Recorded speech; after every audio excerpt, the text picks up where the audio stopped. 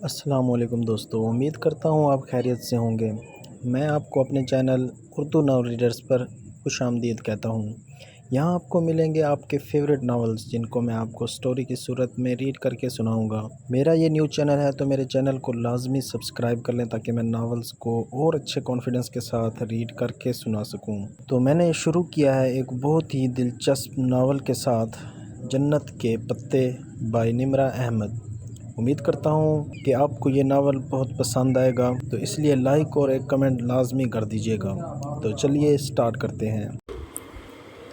لیپ top سامنے تکیے پر رکھا ہوا تھا۔ وہ بیڈ پر کونیوں کے بل اوندھی لیٹی ہوئی تھی۔ اسکرین کی روشنی اس کے چہرے کو چمکا رہی تھی۔ وہ تھوڑی تلے ہتھیلی رکھے دوسرے ہاتھ کی ایک انگلی لیپ ٹاپ کے ٹچ پیڈ پر پھیر رہی تھی۔ لمبے سیدھے سیاہ بال سائیڈ پر پڑے تھے۔ اس کی آنکھیں بھی ویسی ہی تھیں، سیاہ بڑی بڑی آنکھیں اور چاندنی جیسی چمک تھی، اور چہرہ ملائی کا بنا لگتا تھا، سفید، صاف اور چکنا سا۔ وہ اسی مگن انداز میں اسکرین پر نظریں مرکوز کیے ٹچ پیڈ پر انگلی پھیر رہی تھی۔ ایک کلک کے بعد کوئی صفحہ کھلا تو اس کی متحرک انگلی رک گئی۔ اسکرین پر جب آنکھوں میں ذرا تفکر بھرا اور پھر بے چینی، اس نے جلدی جلدی 2-3 بٹن دبائے۔ لوڈنگ ہونے لگی۔ اگلے صفحے کے لوڈ ہونے کے انتظار کرتے ہوئے اسی مضطرب انداز میں اس نے انگلی سے چہرے کی دائیں طرف سے پھسلتی لٹیں پیچھے کیں۔ چند سیکنڈ میں صفحہ لوڈ ہو گیا۔ وہ بے چین ہو کر چہرہ اسکرین کے قریب لائی تو اس کے بالوں کی چند لٹیں پھسل کر پھر چہرے کے سامنے آ گئیں۔ جیسے جیسے وہ پڑھتی گئی اس کی آنکھیں حیرت سے پھیلتی گئیں، لب ذرا سے کھل گئے اور پورا وجود بے یقینی میں ڈوب گیا۔ ڈھیر سارے لمحے لگے تھے اس کو خود یقین دلانے میں جو وہ پڑھ رہی تھی بالکل سچ ہے، اور جیسے ہی اس کے ذہن نے یقین کی دھرتی کو چھوا، وہ ایک جھٹکے سے اٹھ بیٹھی۔ اس کا فون سائیڈ ٹیبل پر رکھا تھا۔ اس نے ہاتھ بڑھا کر سیل اٹھایا اور جلدی جلدی کوئی نمبر ڈائل کیا۔ رات کی مقدس خاموشی میں بٹنوں کی آواز نے ذرا ارتعاش پیدا کیا۔ اس نے فون کان سے لگایا، دوسری طرف بیل جا رہی تھی۔ ہیلو زارا، شاید رابطہ مل گیا تھا۔ تبھی وہ بے حد شوخی سے چہکی، کیسی ہو؟ سو تو نہیں گئی تھی؟ دوسری طرف اس کی دوست کچھ کہہ رہی تھی۔ وہ لمحے بھر کو سننے کے لیے رکی اور پھر ہنس پڑی۔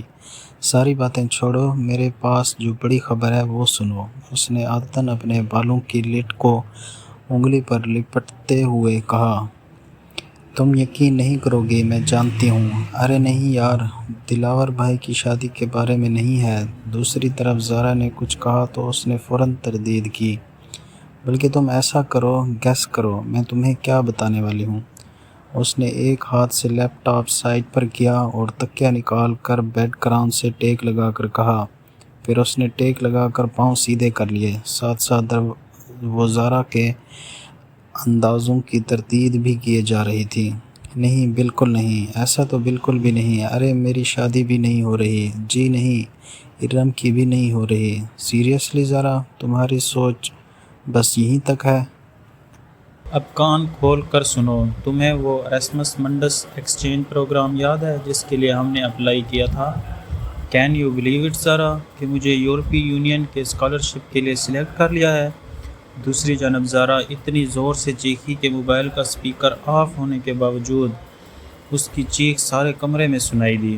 بالکل سچ کہہ رہی ہوں زارا، ابھی 15 منٹ پہلے مجھے یونیورسٹی کی طرف سے میل ملی ہے۔ اس نے ساتھ ہی ایک ہاتھ سے پڑے لیپ ٹاپ کا رخ اپنے جانب موڑا اور سر آگے کر کے غور سے دوبارہ دیکھا۔ ہاں، 15 منٹ پہلے ٹھیک 9:30 بجے سلیکشن کی میل آئی ہے۔ تم بھی فوراً چیک کرو، تم نے بھی اپلائی کیا تھا، تمہیں بھی میل آئی ہوگی۔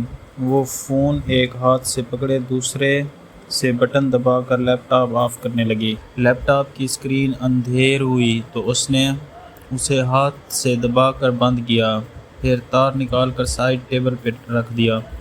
ہاں، میں نے اسپانجی کو نیٹ پہ دیکھا ہے، بہت خوبصورت یونیورسٹی ہے، مگر وہ لمحے بھر کو خاموش ہو گئی۔ دوسری جانب سے غالباً استفسار کیا گیا تو وہ گویا ہوئی، بس ایک چھوٹا سا مسئلہ ہے، لیکن ہم اس کے بارے میں اپنی فیملیز کو آگاہ نہیں کریں گے۔ دھیمی آواز میں بولتے ہوئے اس نے گردن موڑ کر بند دروازے کو دیکھا۔ دراصل سبانجی میں لڑکیوں کے ہیڈ اسکارف پر پابندی ہے، ادھر سر ڈھکنا منع ہے۔ گھر والوں کو بتا کر متنفر کرنے کی بجائے اس بات کو گول کر جانا۔ ویسے بھی ہم دونوں میں سے کوئی اسکارف نہیں لیتا۔ اس پل کھڑکی کے باہر کچھ کھڑکا ہوا تھا۔ وہ چونک کر دیکھنے لگی۔ قدادم کھڑکیوں کے آگے بھاری پردے گرے ہوئے تھے، البتہ پیچھے جالیاں کھلی ہوئی ہیں۔ شاید اس کا وہم تھا۔ وہ سر جھٹک کر فون کی طرف متوجہ ہو گئی۔ ابا نے مجھے اسکارف لینے یا سر ڈھکنے پر مجبور نہیں کیا، تھینک گاڈ۔ ہاں، ارم گھر کے باہر اسکارف لیتی ہے۔ اس کے ابو تایا فرقان کچھ سخت ہیں نا۔ پھر وہ بیڈ سے ٹیک لگاتے ہوئے نیم دراز ہو کر بتانے لگی۔ پرمیشن تو کوئی مسئلہ ہی نہیں۔ ابا اسپین جانے کی اجازت نہ دیتے، مگر ترکی میں سبین پھپھو رہتی ہیں نا، سو وہ مان گئے تھے۔ ویسے بھی انہیں اپنی بیٹی پہ پورا بھروسہ ہے۔ پھر وہ چند لمحے ایئر پیس سے ابھرتی اپنی دوست کی بات سنتی رہی۔ زارا خاموش ہوئی تو اس نے نفی میں سر ہلایا۔ کل نہیں، داور بھائی کی مہندی پرسوں ہے، تم آ رہی ہو نا؟ اور ہاں، میں اور ارم لہنگا پہن رہے ہیں۔ سارے کزنز بہت ایکسائٹڈ ہیں، خاندان کی پہلی شادی ہے نا۔ اوکے، تم اب جا کر میل چیک کرو، میں بھی سوتی ہوں، رات بہت ہو گئی ہے۔ الوداعی کلمات کہہ کر اس نے موبائل کان سے ہٹایا اور تکیے پہ اچھال دیا، پھر جانے کے لیے اٹھ کھڑی ہوئی۔ باہر لاؤنج خاموشی میں ڈوبا تھا۔ حیا نے آہستہ سے اپنے کمرے کا دروازہ بند کیا اور ننگے پاؤں چلتی لاؤنج سے کچن کی طرف آئی۔ سیاہ لمبی قمیض اور سیاہ کھلے ٹراؤزر میں اس کا قد مزید دراز لگ رہا تھا۔ کچن میں اندھیرا پھیلا تھا۔ وہ دروازے کے قریب رکی اور ہاتھ سے دیوار پہ سوئچ بورڈ ٹٹولا۔ بٹن دبنے کی آواز آئی اور ساری بتیاں جل اٹھیں۔ اس نے آگے بڑھ کر فریج کا دروازہ کھولا اور پانی کی بوتل نکالنے کو جھکی۔ جھکنے سے ریشمی بال کندھوں سے پھسل کر سامنے کو آ گرے۔ حیا نے نزاکت سے انگلی سے ان کو پیچھے ہٹایا اور بوتل نکال کر سیدھی ہوئی، پھر کاؤنٹر پہ رکھے ریک سے شیشے کا گلاس اٹھایا اور بوتل اس میں انڈیلی۔ پانی کی ندی سی گلاس میں گرنے لگی۔ تبھی اس کی نگاہ کاؤنٹر پہ رکھی کسی سفید چیز پہ پڑی۔ وہ جیسے چونک اٹھی، بوتل وہیں سلیب پہ رکھ کر اس طرف آئی۔ وہ سفید ادھ کھلے گلابوں کا بکے تھا جس میں کہیں کہیں سبز پتے جھلک رہے تھے، ساتھ ہی ایک بند سفید لفافہ رکھا تھا۔ پھول بالکل تازہ تھے، جیسے ابھی ابھی توڑے گئے ہوں۔ جانے کون رکھ گیا ادھر؟ اس نے بند لفافہ اٹھایا اور پلٹ کر دیکھا۔ اس پہ گھر کے پتے کے اوپر نمایاں سا حیا سلیمان لکھا تھا۔ پیچھے بھیجنے والے کا پتہ نہ تھا، بس کورئیر سروس کی مہر اور اسٹیکر لگے تھے۔ مہر پہ 1 روز قبل کی تاریخ تھی۔ اس کو کبھی کسی نے یوں پھول نہیں بھیجے تھے۔ کیا معاملہ تھا یہ بھلا؟ الجھتے ہوئے حیا نے لفافہ چاک کیا۔ اندر ایک موٹا کاغذ تھا۔ اس نے 2 انگلیاں لفافے میں ڈال کر کاغذ پکڑا اور باہر نکالا۔ سفید کاغذ بالکل صاف تھا، نہ لکیر نہ کوئی ڈیزائن، بس اس کے وسط میں انگریزی میں 3 لفظ لکھے ہوئے تھے، ویلکم ٹو سبانسی۔ وہ سناٹے میں رہ گئی۔ یہ کیا مذاق تھا؟ بھلا خط بھیجنے والے کو کیسے پتا کہ وہ سبانجی جا رہی ہے؟ خط پہ تو 1 روز قبل کی تاریخ تھی، جبکہ قبولیت کی وہ ای میل اسے اپنی 15 منٹ کے پہلے موصول ہوئی تھی۔ جو بات اسے آفیشلی بتائی ہی 15 منٹ قبل گئی تھی، وہ اس شخص کو 1 روز پیشتر کیسے معلوم ہوئی؟ اگر زارا کو اس نے خود ابھی نہ بتایا ہوتا تو وہ سمجھتی کہ اس کی حرکت ہے، اور یہ خط سبانجی یونیورسٹی کی طرف سے نہیں آ سکتا تھا۔ کیونکہ اس پہ ایک قومی سطح کی کورئر کمپنی کی مہر لگی تھی۔ پھر کس نے بھیجا اسے؟ یہ پانی سے بھرا گلاس وہیں سلیب پہ چھوڑ کر بکے اور لفافہ اٹھائے وہ الجھتی ہوئی اپنے کمرے کی طرف چلی گئی۔ اس نے لاک میں چابی گھمائی ہی تھی کہ گیٹ کے پار سے زارا آتی دکھائی دی۔ وہ دروازہ کھول کر مسکراتی ہوئی سیدھی ہوئی۔ حیا مجھے تو کوئی میل نہیں ملی۔ زارا نے آدھ کھلے گیٹ کو دھکیل کر اندر قدم رکھا۔ اس کے چہرے پر اداسی تھی۔ کوئی بات نہیں، 1-2 دن میں آ جائے گی، فکر مت کرو۔ ہم نے ایک ساتھ ہی اپلائی کیا تھا، مجھے آ گئی ہے تو تمہیں بھی آ جائے گی۔ مگر اسکالرشپ کو آرڈینیٹر کے آفس کے باہر جو لسٹ تھی اس میں میرا نام نہیں ہے، اور میرا صرف تمہارا ہے۔ ہمارے ڈپارٹمنٹ میں سے انوائرمنٹل سائنسز کی ایک لڑکی خدیجہ کا ہے، مجھے لگتا ہے میرا سلیکشن ہی نہیں ہوا۔ اوہ، اسے واقعی افسوس ہوا تھا۔ اس کی زارا سے اب بات ہو رہی تھی۔ خیر تم کہیں جا رہی تھی؟ زارا چہرے پر بشاشت لاتے ہوئے بولی۔ ہاں مارگریٹ، ارم کے ساتھ۔ کل داور بھائی کی مہندی کا فنکشن ہے نا، اور لہنگے کے ساتھ کی ہائی ہیلز گم ہو گئی ہیں، شاید کام والی اٹھا کر لے گئی ہے، اب نئے جوتے خریدنے پڑیں گے۔ تم چلو گی ساتھ؟ اس نے گاڑی پر کوہنی ٹکاتے ہوئے کہا۔ وہ ہلکی آسمانی لمبی قمیض اور تنگ چوری دار پاجامے میں ملبوس تھی۔ قمیض کا دامن ٹخنوں سے ذرا اوپر تھا، ہم رنگ دوپٹہ گلے میں تھا اور بال کمر پر کھلے تھے۔ ہاں چلو جلدی نکلتے ہیں۔ زارا فوراً تیار ہو گئی اور فرنٹ سیٹ پر بیٹھ گئی۔ ارم کو بھی لینا ہے، حیا نے بیٹھ کر کہا۔ ویسے تمہارے سخت سے تایا ارم کو تمہارے ساتھ جانے کی اجازت دے دیتے ہیں۔ ارم ان دونوں سے جونیئر تھی اور اس کا ڈپارٹمنٹ بھی دوسرا تھا، سو زارا سے اس کی زیادہ ملاقات نہیں تھی۔ ان کی سختی صرف سکارف تک ہے، ایسے ویسے نہیں ہے وہ کار باہر گیٹ پر لے آئی۔ ارم کا گھر زارا کے ہمسائے میں تھا، دونوں گھروں کے درمیان کی دیوار میں آنے جانے کا راستہ تھا، لیکن اسے جب بھی ارم کو پک کرنا ہوتا وہ اس کے گیٹ پر ہارن کیا کرتی تھی۔ اب بھی زور سے ہارن دیا تو چند لمحوں میں ارم باہر آ گئی۔ کاسنی لمبی قمیض، ٹراؤزر اور ہم رنگ دوپٹہ سینے پر پھیلائے، چہرے پر کاسنی سکارف لپیٹے، وہ تقریباً بھاگتی ہوئی پچھلی سیٹ کے دروازے پر آئی۔ ہیلو حیا، ہیلو زارا، وہ چہکتی ہوئی کہہ کر بیٹھی اور دروازہ بند کیا۔ حیا کے ساتھ آؤٹنگ کے پروگرام پر وہ یوں ہی خوش ہوا کرتی تھی۔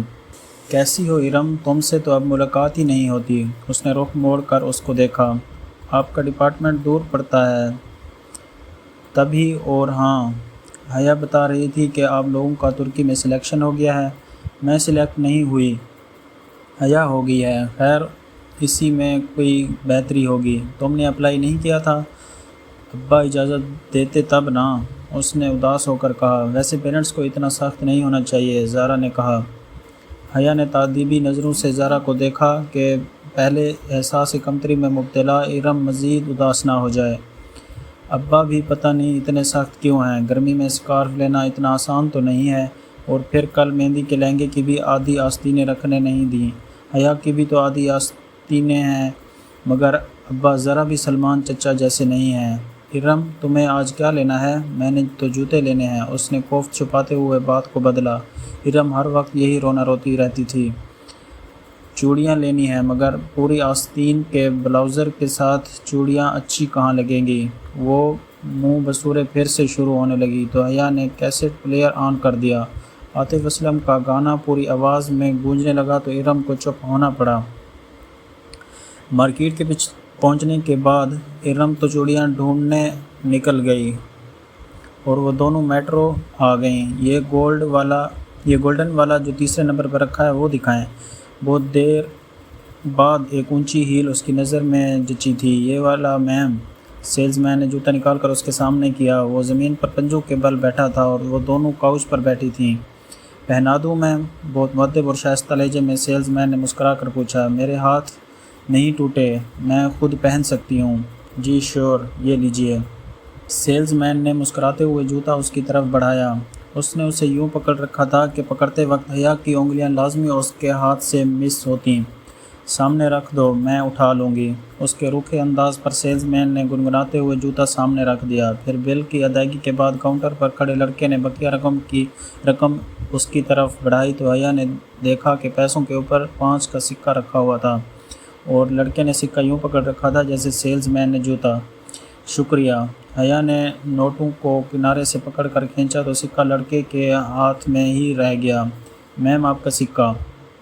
لڑکے نے فاتحانہ مسکراتے ہوئے کہا کہ اب تو لازمی پکڑے گی اور یہ سامنے بڑے صدقے کے باکس میں ڈال دو۔ وہ بے نیازی سے شاپر تھامے پلٹی تو زارا نے بے اختیار قہقہہ لگایا۔ اس لڑکے کی شکل دیکھنے والی تھی۔ حیا دل کر رہا تھا کہ اس کی شکل پر شاپ میں پڑے سارے جوتے مار دوں۔ پتہ نہیں ہماری ذہنیت کب بدلے گی۔ یوں گھورتے ہیں جیسے پہلے بار کوئی لڑکی دیکھی ہو۔ وہ تنفر سے ناک سکوڑتی غصے سے سیڑھیاں اتر رہی تھی جب قریب ہی سے آواز آئی تو اتنا بنسور کے باہر مت نکلا کرو بی بی۔ وہ چونک کر آخری سیڑھی پر رک گئی۔ ایک ممر خاتون تھی، بڑی سی چادر لپیٹی ہوئی، ناگواری بھری نگاہ اس پر ڈال کر اوپر زینے پر چڑھ گئیں۔ ایک طلوع کو راہ چلتے تبلیغ کا شوق ہوتا ہے، زارا اس کو کہنے سے تھامے ہوئے وہاں سے لے آئی۔ تب ہی ارم سامنے سے آتی دکھائی دی۔ اس کا سینے پر پھیلا دوپٹہ اب سمٹ کر گلے میں آ چکا تھا۔ اس نے کوئی خاص شاپنگ نہیں کی تھی، شاید وہ اس کے ساتھ صرف آؤٹنگ کے لیے ہی آئی تھی۔ میٹرو سے وہ اسکوپ چلی آئیں تاکہ کچھ کھا پی لیں۔ رات کی دعوت تو تایا فرقان کی طرف تھی، جو بیٹے کی شادی کے لیے آئے ہوئے لوگوں کو دے رہے تھے۔ میرے لیے پائن ایپل منگوانا، میں ذرا بیکری سے کچھ لے آؤں۔ ارم جھپٹ کر باہر کو لپکی۔ حیا نے گہری سانس لیتے ہوئے اپنی سائیڈ کا شیشہ نیچے کیا۔ سرد ہوا کا تھپڑ اندر آیا، مگر اتنی سردی میں سلش پینے کا اپنا ہی مزہ ہوتا ہے۔ وہ پارکنگ لاٹ میں موجود تھیں اور ٹھنڈی ہوا نے سب کو گھیرا ہوا تھا۔ ارم خاصی کمپلیکس لگتی ہے نا؟ ارم دور ہو گئی تو زارا اس کی طرف مڑی۔ اور تم اس کے کمپلیکس کو ہوا دے رہی ہو؟ وہ الٹا اسی پر خفا ہوئی۔ تایا فرقان صرف سکارف کی سختی کرتے ہیں، وہ بس اس بات پر خود ترسی کا شکار ہے اور تم بھی اس کا ساتھ دے رہی ہو۔ میں نے کہا کہ بیچاری نہیں، وہ بیچاری نہیں، اب اس کو بھی یہی سمجھانا ہے کہ خواہ کی خود ترسی سے نکل آئے۔ ویٹر ہاتھ میں کارڈ پکڑے حیا کی طرف آ چکا تھا۔ تمہیں یاد ہے زارا، جب پچھلے سال یونیورسٹی والوں نے ہمیں ترکی کے ٹرپ کی آس دلائی تھی اور آخر میں آ کر سارا پروگرام کینسل کر دیا تھا؟ آرڈر کر کے شیشہ اوپر چڑھا کر وہ یاد کرنے لگی۔ میں تو اتنی مایوس ہو گئی تھی، سوچا بھی نہیں تھا کہ کبھی جا سکوں گی۔ اس کی آواز میں اس جھلنے کی خوشی دھر آئی تھی۔ زارا اور وہ LLB کے 5ویں سال میں تھیں۔ ان کا 7ویں سیمسٹر کا درمیان تھا جب یورپی یونین کے اسکالرشپ کا اعلان ہوا، جس کے تحت یورپیہ اور ایشیائی یونیورسٹی کے اسٹوڈنٹس کا تبادلہ ہوگا۔ جب درخواست دینے کی باری آئی تو اس کی ترکی کی سبانجی یونیورسٹی کا فارم سب سے آسان لگا، پھر ایک ہسپانی یونیورسٹی میں بھی ساتھ ہی اپلائی کیا۔ بالآخر سبانجی نے اس کا انتخاب کر لیا تو اس سیمسٹر پورا کر کے اس کو 5 ماہ کے لیے ترکی جانا تھا، جہاں اس کے مضامین تو نہ تھے کہ ترکی کا قانون پاکستان کے قانون سے مختلف تھا، 5 ماہ کے لیے وہ اپنی مرضی سے کوئی بھی مضمون پڑھ سکتی تھی، پھر پاکستان واپس آ کر 8واں سیمسٹر شروع کرنا تھا۔ کتنا مزہ آئے حیا، کوئی رومانٹک سا ہینڈسم سا ہم سفر تمہیں مل جائے تو تمہارا سفر کتنا خوبصورت ہو جائے۔ ہم سفر کوئی نہیں ملنے والا، پاکستان سے ہم صرف 2 لڑکیاں سبانجی جا رہی ہیں اور پھر ہم ٹیری وومن یونیورسٹی میں پڑھنے والیاں۔ وہ خدیجہ رانا جو تمہارے ساتھ جا رہی ہے، اس سے کوئی بات ہوئی؟ ویٹر سے شیشہ بجایا تو حیا نے شیشہ نیچے کیا۔ نہیں، خدیجہ رانا کو تو میں جانتی بھی نہیں ہوں۔ اس نے سلش کے گلاس پکڑے، زارا کا اس کو تھمایا اور ارم کا ڈیش بورڈ پر رکھا۔ بے دھیانی وہ شیشہ بند کرنا بھول گئی، اس کے علم میں نہ رہا۔ دفعتاً زارا کا موبائل بجا۔ زارا نے سپ لیتے ہوئے فون کان سے لگایا۔ ہیلو اماں جی، کیا ہوا؟ آواز خراب ہے، 1 منٹ۔ زارا کے فون پر سگنل ٹھیک نہیں آ رہے تھے۔ وہ سلش کا گلاس ہاتھ میں پکڑے باہر نکل گئی۔ حیا نے اپنے گلاس سے چھوٹے چھوٹے سپ لیتے ہوئے ونڈو سکرین سے باہر زارا کو دیکھنے لگی۔ اب وہ درخت کے پاس کھڑی بات کر رہی تھی۔ ہیلو مائی بیوٹی، کوئی یکدم سے اس کے بالکل قریب آ کر بولا تھا۔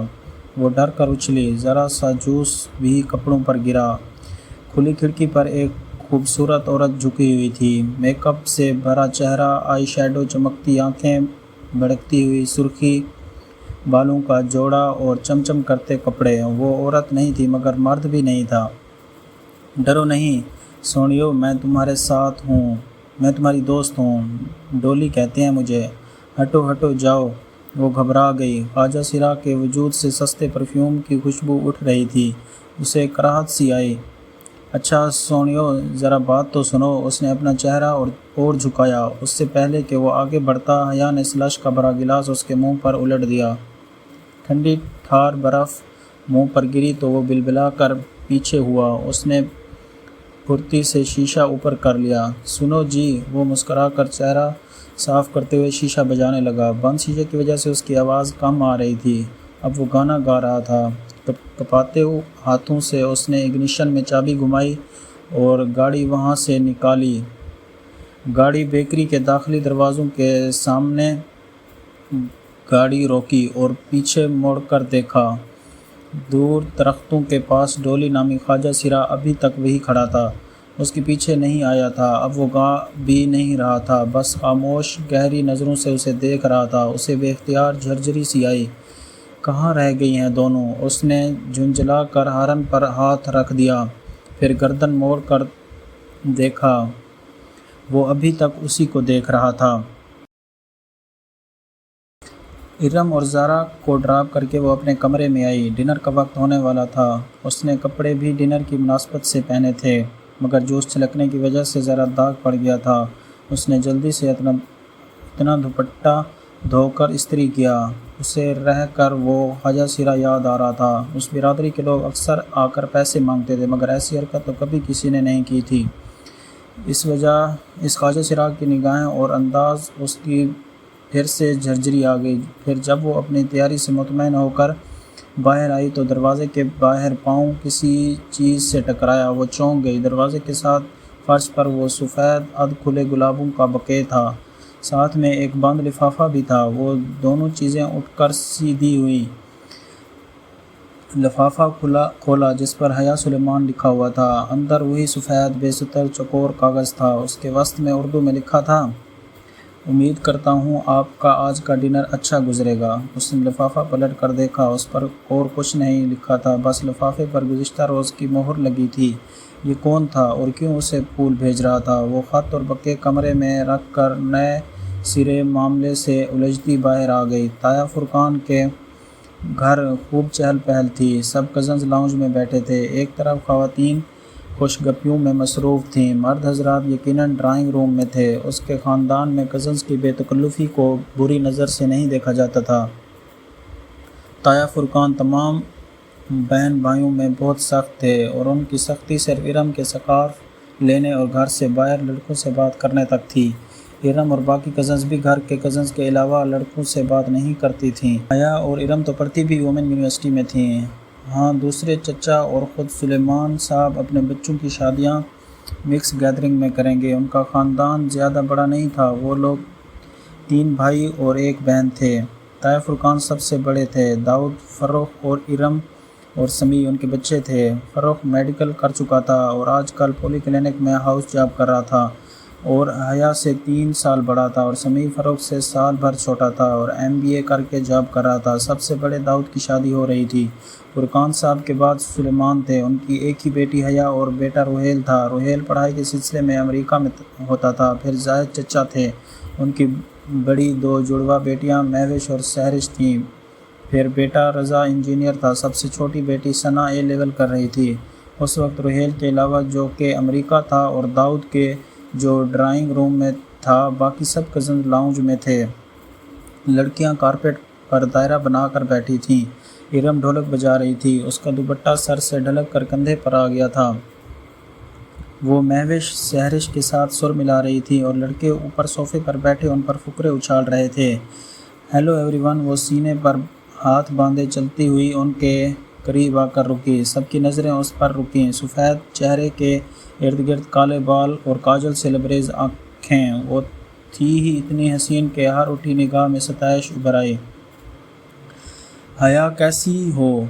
آؤ ان لڑکوں کو ہراتے ہیں، بیٹھو نا۔ بہت سی آوازیں اس سے ٹکرائیں۔ اس نے کندھے اچکائے اور کہا، پہلے میں سائمہ تائی کی کچن میں مدد کروں گی۔ اس نے ارم کی امی کا نام لیا تھا جنہوں نے اس کو آتا دیکھ کر فوراً کچن کا رخ کیا تھا۔ سائمہ تائی نے یقیناً اس کو نہیں دیکھا تھا ورنہ فوراً بلوا لیتیں۔ ارم سے زیادہ سمجھدار تو بقول ان کے حیا تھی۔ سائمہ تائی کے پیچھے ظاہر چچا کی بیگم عابدہ چچی بھی کچن میں چلی گئی۔ اب صوفے پر حیا کی امی فاطمہ بیگم اکیلی بیٹھی تھیں۔ اماں میں ذرا تائی کی مدد کروا دوں؟ ان کو اپنی طرف دیکھتا پا کر عد نے کہا تو انہوں نے اطمینان سے سر ہلا دیا۔ وہ مطمئن سے آگے بڑھ گئی۔ وہ راہداری سے گزر کر چکن کے دروازے کی طرف بڑھی۔ تبھی سائمہ تائی کی تیز آواز اس کی سماعت سے ٹکرائی، جیسے میں جانتی نہیں نا یہ سارے رنگ ڈھنگ کس لیے ہیں؟ ایک میرے ہی بیٹے ملے ہیں اس کو پاگل بنانے کے لیے۔ وہ بے اختیار 2 قدم پیچھے ہو کر دیوار سے جا لگی۔ یہ سائمہ تائی کس کی بات کر رہی ہیں؟ تبھی میں کہوں بھابھی یہ رضا کیوں ہر وقت حیا حیا کرتا رہتا ہے؟ یہ عابدہ چچی تھیں، وہ اس کے بارے میں کہہ رہی تھیں۔ پچھلی دفعہ جب ہم سلیمان بھائی کی طرف کھانے پر گئے تھے تو کس طرح نک سی تیار پھر رہی تھی۔ تب سے رضا میرے پیچھے پڑا ہے کہ حیا کا رشتہ مانگے۔ اس لڑکی کو لڑکوں کا دل جیتنے کا فن آتا تھا۔ کتنی مشکل سے داؤد کے دل سے اس کا خیال نکالا تھا میں نے اور فرقان نے۔ وہ تو آڑ ہی گیا تھا کہ شادی کروں گا تو حیا سے، مگر جب فرقان نے سختی کی، ایسی بے پردہ اور آزاد خیال لڑکی کو اپنی بہو بنا کر ہم نے اپنی آخرت خراب کرنی ہے، تب کہیں جا کر وہ مانا۔ اور اب یہ فروخ کو پتہ نہیں کیا ہو گیا تھا۔ کیا کروں اس لڑکے کا؟ اب پھر وہ کیل کانٹوں سے لیس ہو کر آ جائے گی اور اس کے جاتے ہی فروخ ضد لگا کر بیٹھ جائے گا۔ اب میری ارم بھی ہے، مجال ہے گھر سے باہر سر پر دوپٹہ لیے بغیر نکلے۔ سائمہ تائی بہت فخر سے کہہ رہی تھیں اور وہ دھواں دھواں ہوتے چہرے کے ساتھ دیوار سے ٹیک لگاتے کھڑی تھی۔ اسے لگا کہ اس نے مزید کچھ سنا تو اس کے اعصاب جواب دے جائیں گے۔ بدقت اپنے وجود کو سنبھالتے وہ واپس مڑی۔ کسی بات پر ہنستے ہوئے فروخ کی نگاہ اس پر پڑی تو اس کی راہداری سے آتا دیکھ کر اس کی آنکھ رک گئی۔ وہ مسکرایا۔ بہت مناسب سی شکل و صورت کا تھا فروخ، اور ٹف و روٹین کی وجہ سے اس کا رنگ مزید سانولا ہو گیا تھا، مگر مسئلہ اس کی واجبی صورت اور حیا کی بے پردگی کا نہیں تھا۔ اصل بات سب جانتے تھے کہ تو پھر رضا اور فروخ نے ایسا سوچا بھی کیسے؟ وہ ایک سپاٹ نگاہ فروخ پر ڈال کر کے صوفے پر فاطمہ بیگم کے ساتھ آ بیٹھی۔ تمہیں کیا ہوا؟ کچھ نہیں اماں۔ وہ بدقت خود کو نارمل کر پائی۔ وہ مطمئن ہو گئی تو وہ سائمہ تائی کے بارے میں سوچنے لگی، جن کا حیا میری جان کہتے منہ نہ تھکتا تھا، اور فرقان تایا کی وہ بڑی بیٹی تھی، مگر ان کے دل میں ایسے خیالات تھے یہ وہ گمان بھی نہیں کر سکتی تھی۔ اور وہ پھول، وہ بھی فروخ یا رضا نے بھیجے تھے، مگر جب پہلی بار اس کو پھول آئے تھے تو فروخ شہر سے باہر تھا اور رضا تو اسلام آباد میں ہی تھا، مگر ان میں سے کسی کو اس کی سبانجی سلیکشن کا پتہ نہیں تھا۔ شاید جب وہ زارا کو فون پر بتا رہی تھی تب کھڑکی کے باہر کچھ کھڑکا تھا۔ وہ جو کوئی بھی تھا اس نے کھڑکی کے باہر سے ساری بات سن لی تھی، اور اس نے پھولوں کے ساتھ خط لکھ کر رکھ دیا ہوگا، مگر کورئر پر تو 1 دن پہلے کی مہر لگی ہوئی تھی۔ شاید اس نے کوئی جعلی مہر استعمال کی ہوگی، مگر اس طرح کے جھمیلوں میں فروخ اور رضا جیسے جاب والے مصروف بندے کیوں پڑیں گے بھلا؟ اس کا دل کہہ رہا تھا کہ پھول بیچنے والا کوئی اور ہی ہے۔ خیر دفع کرو جو بھی ہو، ان دونوں کا دماغ تو میں ابھی ٹھیک کرتی ہوں۔ وہ تیزی سے اٹھ کر لڑکیوں کے گروپ کی طرف چلی آئی۔ ارم، اس نے اپنی مخصوص انداز میں سینے پر ہاتھ بندھے ہوئے ارم کو مخاطب کیا تو سب رک کر اس کو دیکھنے لگیں۔ کیا تم لوگوں نے سبین پھپھو کو شادی کا کارڈ بھیجا تھا ترکی؟ کنکیوں سے اس نے فروخ اور رضا کے چہروں کو ماند پڑتا دیکھا۔ سلیمان چچا کو کارڈ دیا تھا، انہوں نے بھجوا دیا ہوگا، اور سبین پھپھو کو ابو نے فون کر کے کہہ دیا تھا۔ کیا سبین پھپھو آئیں گی؟ آنا تو چاہیے، قریبی رشتہ ہے، تم سے نہ صحیح ہم سے تو ہے۔ اس نے قریبی رشتے پر زور ڈالتے ہوئے فروخ اور رضا پر ایک نظر ڈالی۔ ان کے چہرے پھیکے پڑے تھے اور دونوں ہی سوچ میں گم تھے۔ پھر کھانے کے وقت سائمہ تائی نے سب سے پہلے اس کو بلایا۔ حیا میری جان، تم تو سمجھدار ہو، یہ ارم تو بس تم نے ٹیبل پر خیال رکھنا ہے۔ جیسے ہی کوئی ڈش خالی ہو یا آدھی ہو تو فوراً ظفر کو آواز دے دینا۔ ٹھیک؟ شیور تائی، میں خیال رکھوں گی۔ وہ بددقت مسکراتی ہوئی شروع کرنے لگی۔ چند منٹ بعد سب کھڑے اپنی اپنی پلیٹوں میں کھانا نکال رہے تھے۔ تایا جان، آپ نے سلاد نہیں لیا؟ وہ رشین سلاد کا پیالہ ہاتھ میں لیے ابو اور تایا فرقان کی طرف آئی، جو اپنے دھن میں باتیں کر رہے تھے۔ اس کے پکارنے پر چونکے۔ تھینک یو بیٹا۔ تایا فرقان نے مسکراتے ہوئے سلاد اپنی پلیٹ میں نکالا۔ وہ شلوار کرتے میں ملبوس تھے اور شال لی تھی، باروب چہرے پر مونچھیں۔ سلمان صاحب ان کے برعکس کلین شیو، ڈنر سوٹ میں بہت سمارٹ لگ رہے تھے۔ دونوں کی سوچیں ان کے حولیوں جیسی تھیں۔ ابا آپ بھی لینا۔ سلیمان، تم نے سب کو کارڈ پوسٹ کر دیا تھا؟ تایا کو اچانک شاید اس کی شکل دیکھ کر یاد آیا تھا۔ سلمان صاحب کا چمچے سے سلاد بھرتا ہاتھ ذرا سست پڑا اور چہرے پر کڑواہٹ پھیل گئی۔ بہت آہستہ آہستہ انہوں نے چمچہ پلیٹ میں پلٹا کر دیا تھا۔ ان کے لہجے میں کاٹ تھی جو حیا کے لیے نہیں تھی۔ ابا، سبین پھپھو شادی پر آئیں گی؟ وہ پوچھے بنا نہ رہ سکی۔ کل مہندی ہے، آنا ہو تو آ جا چکی ہوتی۔ 30 سالوں میں جو عورت صرف کچھ دفعہ ملنے آئی ہو وہ اب بھی نہ آئے تو بہتر ہے۔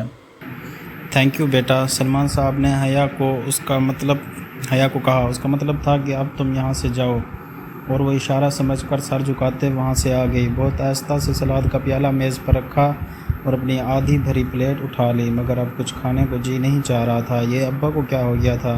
وہ پھپھو کے بارے میں ایسی باتیں کیوں کر رہے تھے؟ پھر اس سے رہا نہیں گیا۔ وہ اپنی پلیٹ اٹھا کر ستون کے ساتھ کھڑی ہو گئی، جس کی دوسری طرف ابا اور تایا کھڑے تھے، بظاہر اپنی پلیٹ پر نظر جھکاتے۔ کان ان دونوں کی طرف تھے۔ حیا کے لیے لغاری نے اپنے بیٹے کا پرپوزل دیا ہے۔ سلمان صاحب نے اپنے دوست کا نام لیا تو حیا کے ہاتھ میں پکڑی ہوئی پلیٹ لرز گئی۔ یہ کیا کہہ رہے ہو فرقان؟ تایا ششدر رہ گئے۔ بھائی، اس میں حیرت کی کیا بات ہے؟ ولید اچھا لڑکا ہے، کل مہندی پر آئے گا تو ملواؤں گا۔ سوچ رہا ہوں حیا سے پوچھ کر ہاں کر دوں، مگر سلمان، یہ کیسے ہو سکتا ہے؟ کیوں نہیں ہو سکتا؟ تم یہ شادی کیسے کر سکتے ہو؟ باپ ہوں اس کا، کر سکتا ہوں۔ فاطمہ بھی راضی ہے اور مجھے یقین ہے حیا کو کوئی اعتراض نہیں ہوگا۔ اور جہاں کا کیا ہوگا؟ کون جہاں؟ سلیمان صاحب یکسر انجان بن گئے۔ تمہارا بھانجا سبین کا بیٹا، جس سے تم نے حیا کا نکاح کیا تھا، تم کیسے بھول گئے ہو؟ وہ 21 سال پرانی بات ہے، اور حیا اب 22 سال کی ہو گئی ہے۔ بے وقوفی کی تھی میں نے، سبین پر اعتبار کر کے اپنی بچی کا نکاح کر دیا۔ 21 برسوں میں کبھی سبین نے مڑ کر پوچھا کہ نکاح کا کیا ہوگا؟ 6 ماہ میں ایک بار فون کر لیتی ہے اور 3 منٹ بعد بات کر کے رکھ دیتی ہے۔ اور آپ کو واقعی لگتا ہے کہ وہ لوگ رشتہ قائم رکھنا چاہتے ہیں؟ مگر سبین تو سکندر کی وجہ سے، تم تو جانتے ہو، الٹے دماغ کا انسان ہے۔ میں کیسے مان لوں کہ اپنے مغرور اور بد دماغ شوہر کی وجہ سے نکاح کو بھول گئی؟ اتنے برس بیت گئے، اس نے ایک بار بھی اس شادی کی بات منہ سے نہیں نکالی۔ میں اس سے کیا امید رکھوں؟ مگر جہاں تو اچھا لڑکا ہے۔ تم اس سے ملے تو تھے جب پچھلے سال تم استنبول گئے تھے۔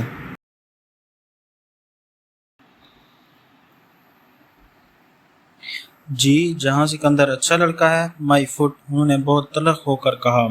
اس کے تو مزاج ہی نہیں ملتے۔ ترکی میں پیدا ہوا ہے، نہ اس کو اردو آتی ہے نہ پنجابی، اور کبھی اس نے ماموں کا حال پوچھا ہے، کبھی فون کیا ہے؟ بھائی، میں یہ سب بھول جاتا، مگر پچھلے سال میں ترکی گیا تو یقین کریں بھائی، میں 18 دن وہاں رہا، روز اسپین کے گھر جاتا۔ سکندر تو خیر الگ بات ہے، مگر جہاں آخری روز مجھے ملا وہ بھی 15 منٹ کے لیے بس، وہ بھی جب اس کی ماں نے میرا نام بتایا تو کافی دیر سوچنے کے بعد اس کو یاد آیا کہ میں اس کا دور پرے کا ماموں لگتا ہوں۔ وہ مجھ سے ملا، اور وہ بھی 15 منٹ کے لیے بس، اور پوچھنے لگا کیا پاکستان میں روز بم دھماکے ہوتے ہیں اور کیا وہاں انٹرنیٹ کی سہولت موجود ہے؟ پھر اس کا فون آیا اور وہ اٹھ کھڑا ہوا اور چلا گیا۔ میں کبھی حیا کے لیے کورٹ سے کھلا لینے کا نہ سوچتا اگر میں اس کی روز ایک ترک لڑکے کو جہان کے ساتھ اس کے گھر ڈراپ کرتے نہ دیکھتا۔ جب میں فلائٹ پکڑنے سے قبل سبین کو خدا حافظ کہنے گیا تھا، اس لڑکی کے ساتھ اس کی بے تکلفی الامان، وہ سکندر شاہ کا بیٹا ہے اور وہ اپنے باپ کا ہی پرتو ہے۔ میں سمجھتا تھا اگر احمد شاہ جیسے عظیم انسان کا بیٹا ہو کر سکندر ان کے برعکس نکلا تو ویسے ہی جہان بھی اپنے باپ کے برعکس نکلے گا اور ایک اچھا انسان ہوگا، اور وہ اسی مغرور آدمی کا بیٹا ہے۔ حیا کون ہے؟ اس کا ان سے کیا تعلق ہے؟ یہ بات نہ جہان کو یاد ہے نہ سبین کو۔ سبین تو اب یہ ذکر ہی نہیں کرتی۔ اب میں اپنی بیٹی کو زبردستی ان کے گھر بھیج دوں کیا؟ خیر، کل ولید سے ملواؤں گا آپ کو۔ اب جو رشتہ بھی اچھا لگا میں حیا کی ادھر شادی کر دوں گا۔ حیا میں اب مزید سننے کی تاب نہ تھی۔ وہ سفید چہرے کے لیے بوجھل قدموں سے چلتی ان سے دور ہٹ گئی۔ جہان سکندر کو اس نے کبھی نہیں دیکھا تھا، بس بچپن سے اس نے اپنے اور اس کے رشتے سے متعلق سنا تھا۔ وہ سال بھر کی تھی جب سبین پھپھو پاکستان آئی اور فرط جذبات میں اپنے 8 سالہ بیٹے کے لیے اس کا رشتہ مانگ لیا۔ جذباتی سی کارروائی ہوئی اور دونوں بہن بھائی نے بچوں کا نکاح کر دیا تھا۔ تب 8 سالہ جہان ان کے ساتھ تھا، پھر وہ ترکی چلا گیا۔ 21 سال گزر گئے، وہ ترکی میں ہی رہا، کبھی پاکستان نہیں آیا، اور اس وزٹ کے بعد سبین پھپھو بھی نہیں آئیں۔ نہ کبھی انہوں نے کوئی تصویر بھیجی، نہ خط لکھا۔ اگر کبھی کوئی ترکی چلا جاتا تو ان سے رابطہ کر لیتا، رابطہ نہ ہونے کے برابر تھا۔ انٹرنیٹ وہ استعمال نہیں کرتی تھیں، اگر کرتا تھا تو جہان سکندر بھی، تو اس کا کوئی ای میل، فیس بک، ٹویٹر، کسی کے پاس کچھ نہیں تھا۔ ارم وغیرہ اسے فیس بک پر سرچ کرتے کرتے تھک گئے تھے، مگر ترکی کا کوئی جہان سکندر ان کو نہیں ملتا تھا۔ شروع کے چند دن پھپھی بہت فون کرتی تھیں، پھر آہستہ آہستہ یہ رابطے زندگی کی مصروفیات میں کھو گئے۔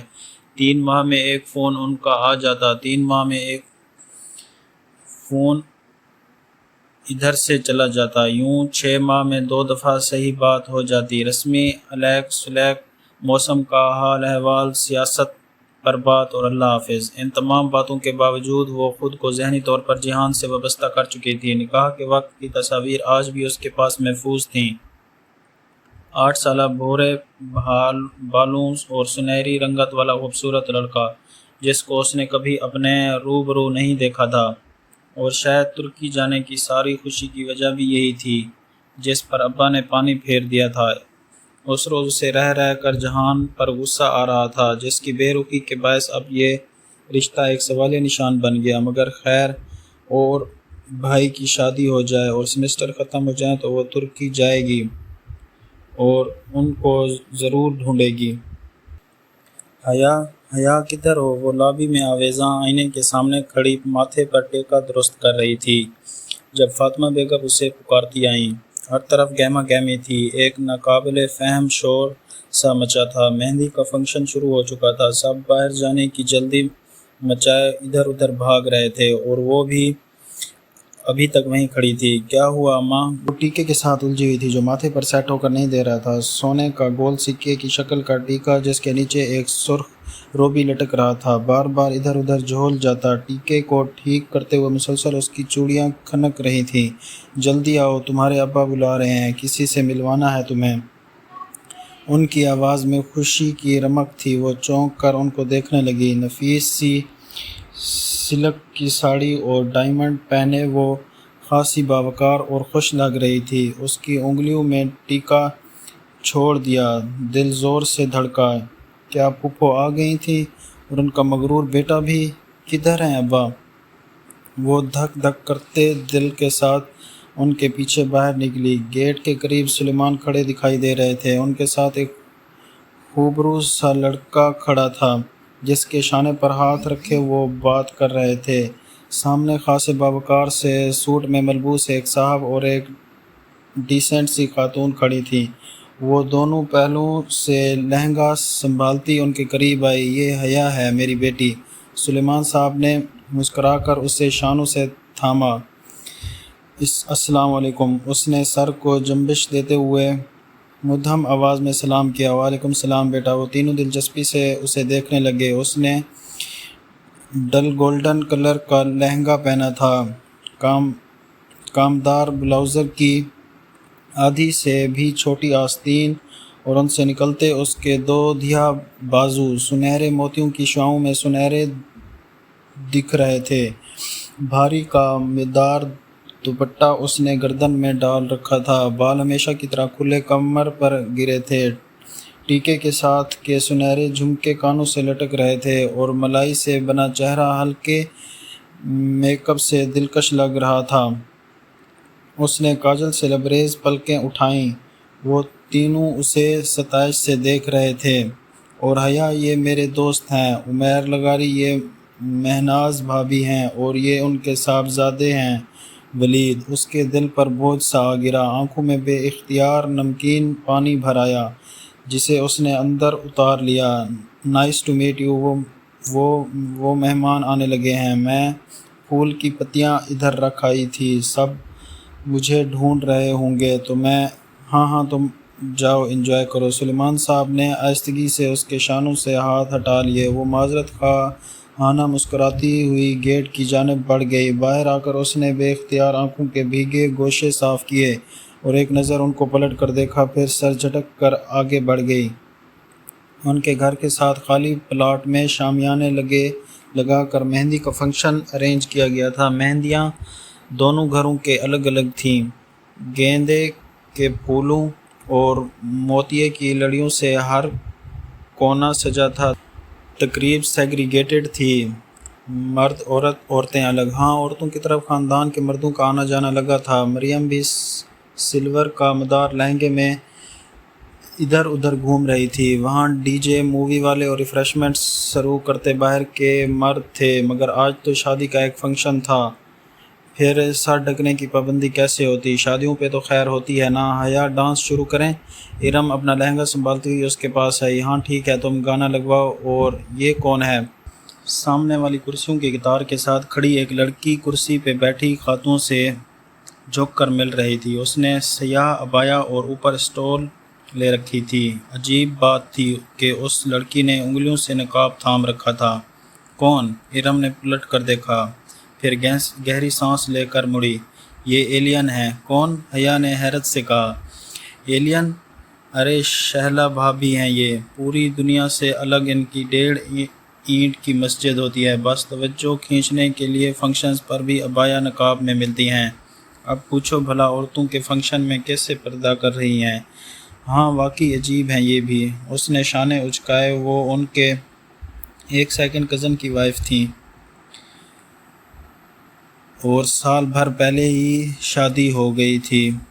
ڈی جے نے گانا سیٹ کر دیا، انہوں نے مووی والے کو ڈانس کی مووی بنانے سے منع کر دیا اور پھر اپنا مہارت سے تیار کردہ رقص شروع کیا۔ ایک سنہری پری لگ رہی تھی تو دوسری چاندی کی۔ جب پاؤں دکھ گئے اور خوب تالیاں بجیں تو وہ ہنستے ہوئے کرسیوں کی طرف آئیں۔ السلام علیکم شہلا بھابی۔ وہ لڑکی بھی اسی میز پر موجود تھی۔ ارم نے فوراً سلام کیا۔ حیا نے بھی پیروی کی۔ وعلیکم السلام، کیسی ہو تم دونوں؟ وہ مسکرا کر خوش دلی سے ملی۔ ایک ہاتھ کی 2 انگلیوں سے اس نے ابھی تک سیاہ نقاب تھام رکھا تھا۔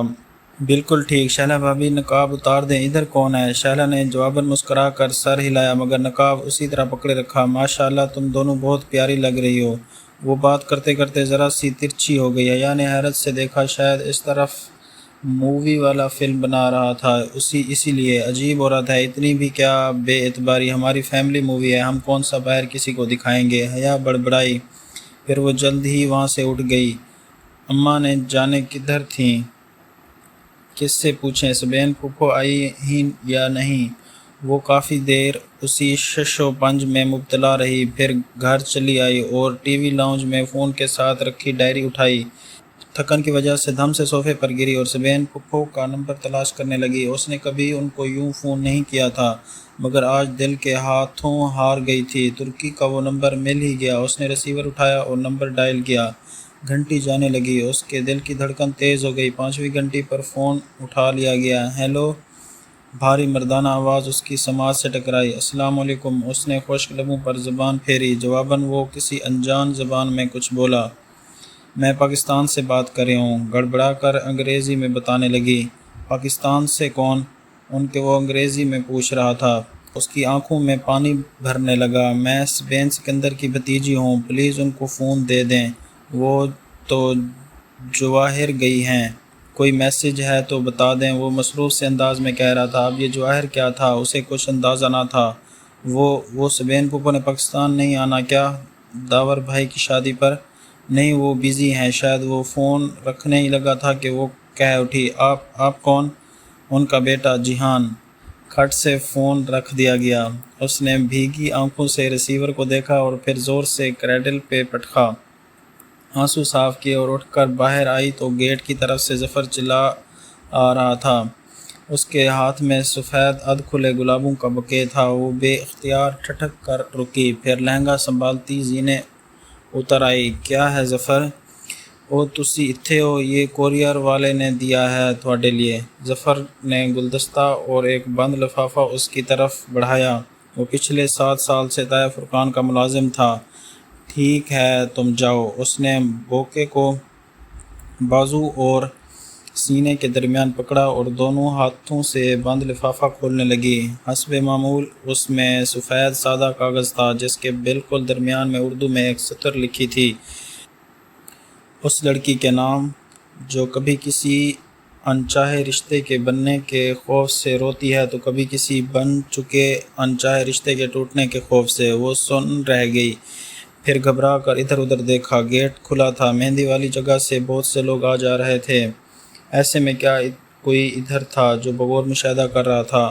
اس نے لفافے کو پلٹا۔ کورئر کی مہر 1 روز قبل کی تھی۔ ابھی 10 منٹ پہلے وہ جیحان کے ساتھ پہلی دفعہ بات کر کے روئی تھی، بن چکا انچاہا رشتہ، اور گھنٹہ بھر پہلے ولید اور اس کے والدین سے ملی تھی۔ انچاہے رشتے کے بننے کے خوف۔ یہ کون تھا جو اتنا باخبر تھا؟ ایک دن قبل ہی اسے کیسے معلوم ہوا کہ وہ آج 2 دفعہ روئے گی؟ وہ خوف زدہ سی کھڑی، بار بار وہ تحریر پڑھے جا رہی تھی۔ اچھا جی دوستو، فرسٹ ایپیسوڈ کو یہیں پر ختم کرتے ہیں۔ امید کرتا ہوں آپ کو اس ناول کی تھوڑی بہت سمجھ آ ہی گئی ہوگی جیسے مجھے آئی ہے۔ میں بہت دنوں سے ویٹ کر رہا تھا کہ کب مجھے ٹائم ملے اور اس اتنے بڑے ناول کو میں باقاعدہ پڑھ سکوں، کیونکہ یہ ناول بہت بڑا ہے تو بندہ اگر باقی سب کاموں سے سوائے بات کرنے کے فارغ ہو کر پڑھنا سٹارٹ کر دے تو پھر مزے ہی مزے ہیں۔ یہ ناول نمرہ احمد کا بیسٹ ناول سمجھا جاتا ہے، تو اسے تو پورا پڑھنا چاہیے۔